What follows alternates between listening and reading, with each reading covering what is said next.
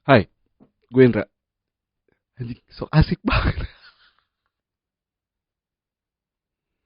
Oke, di video kali ini gue kedatangan barang mahal ya, anjay.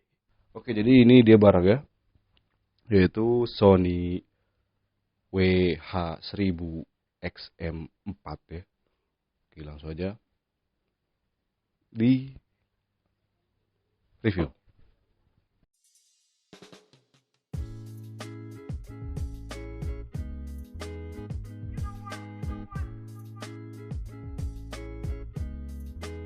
Oke, sebelumnya thank you banget ya buat Bang Joda yang udah minjemin barang ini untuk di review di channel gue. Thank you Bang. Oke, semoga lanjut terus ya rezekinya. Oke, mungkin di video ini gue cuman review singkat aja ya, karena waktunya juga terlalu mepet ya, cuman 1 hari aja. Jadi gue bakal ya review singkat gitu loh, mencari pembuktian kalau headset mahal itu worth it apa enggak sih sebenarnya, karena harganya tuh bener-bener jancuk, mahal banget. 7 juta loh awalnya. 7 juta ya? 4 juta? 7 juta. Dan selain review singkat juga gue mau cari apa ya namanya, pembenaran nanti ya, atau pembuktian bahwa benar gak sih, apa worth it gak sih untuk dibeli, yaitu Sony WH-1000 XM4. Langsung aja ke review ya. Sebelum masuk ke reviewnya, gue mau cerita sedikit ya. Jadi ya, gue untuk persoalan audioan kayak gini ya, headphone, gue ya masih sedikit tabu dan gelap banget, swear. Dan yang gue tahu yang terbaru ini yaitu adalah teknologi active noise cancelling aja, dan gak ada lagi gitu loh. Maksudnya ya gue pikir ya udah. Ternyata setelah gue cek ya, jadi gue abis cari materi tentang apa headphone Sony ini, dan banyak banget gitu loh. Gue dulu juga pernah nyobain sih yang namanya active noise cancelling itu di TWS ya, earphone, headset TWS. Jadi brandnya sama juga Sony, kalau nggak salah tipenya yang WF-1000 berapa gitu ya. Jadi gue nggak sempet minjem buat di review di video gue, anjay, kampret, padahal headset mahal itu. Oke, si Sony headphone ini yaitu WH-1000 XM4 ini memiliki desain yang benar-benar keren sih menurut gua. Minimalis, nggak ribet, nggak banyak aksen gitu, jadi keren lah buat daily driver ya. Kalian nggak suka warna hitam kayak gini nih, kalian juga bisa pilih warna lain, ada warna putih kalau nggak salah. Itu doang sih yang tahu gua, warna putih ya. Jadi itu aja. Dan oke, untuk bahas di aircapnya. Aircapnya ini cukup pas banget ya di telinga ya.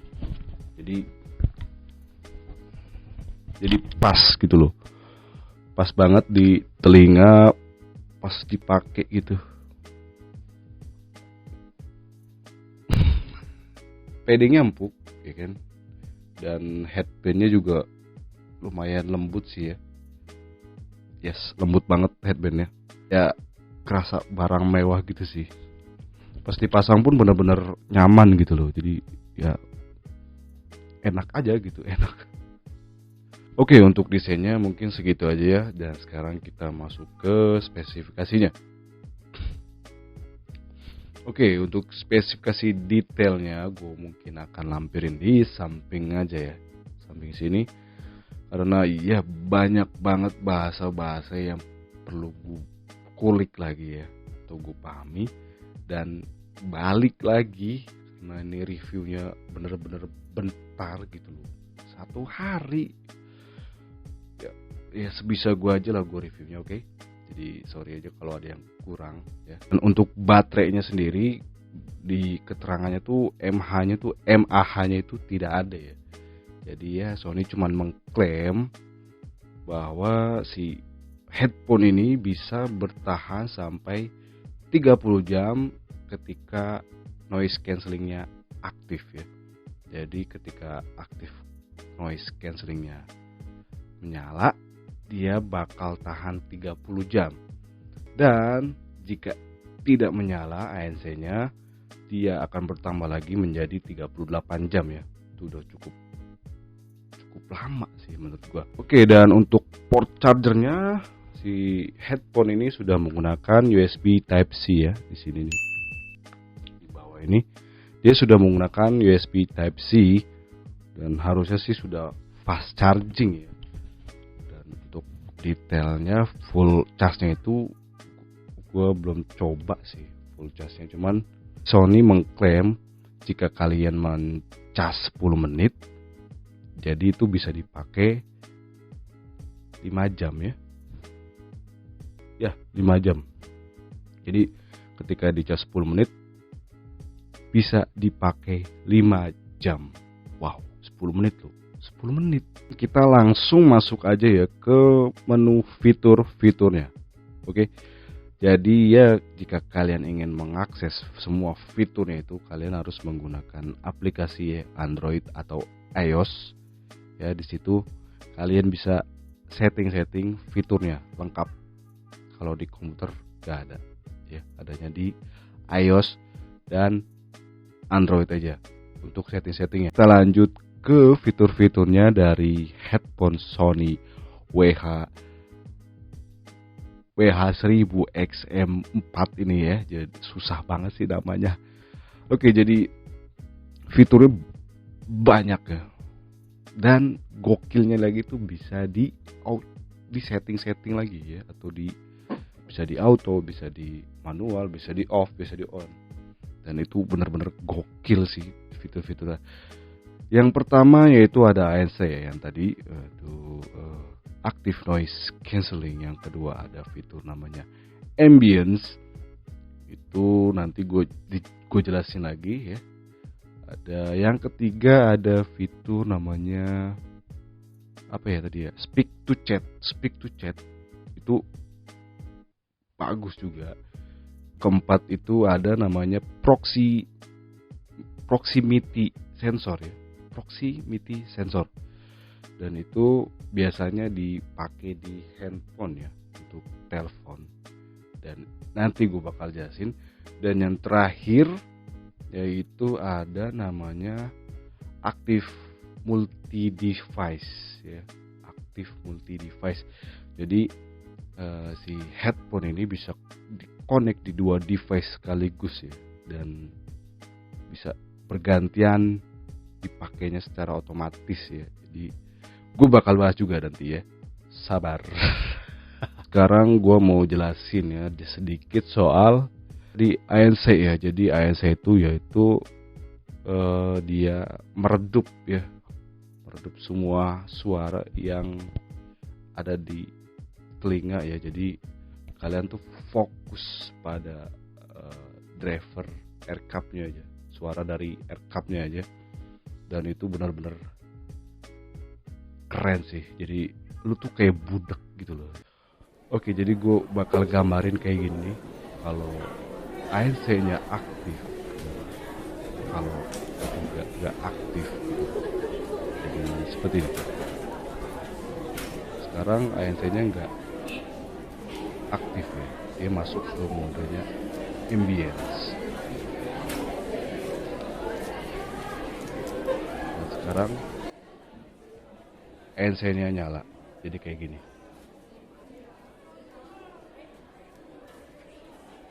Oke, gitu aja gambarannya dari ANC ya. Jadi ya bener-bener gokil lah.